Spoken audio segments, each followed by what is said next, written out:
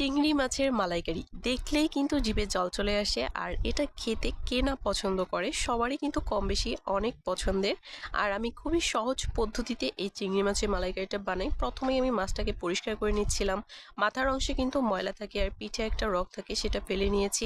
খুব ভালোভাবে মাছগুলোকে ধুয়ে এখন এটাকে ম্যারিনেট করে নিচ্ছি। এখানে মশলাগুলোকে প্রথমে আমি মিশিয়ে নিয়েছি, লবণ, হলুদ, সামান্য লঙ্কার গুঁড়ো আর ধনিয়া গুঁড়ো দিয়ে। তারপরে কিন্তু মাছগুলোকে ভেজে নিচ্ছি। আর আমি কিন্তু সবকিছু রেডি করে নিয়েছি, পেঁয়াজ বাটা, মরিচ বাটা, কাজু বাদাম বাটা, সঙ্গে আমি নিয়েছি আদা রসুন বাটা, আরও নিয়েছি নারকেলের দুধ। সবকিছু আগে থেকে রেডি করে রাখলে কিন্তু খুব তাড়াতাড়ি রান্নাটা হয়ে যায়। এখানে আমি সবকিছু একসাথে খুব ভালোভাবে ভেজে নিচ্ছিলাম, এক এক করে দিয়ে দিচ্ছিলাম।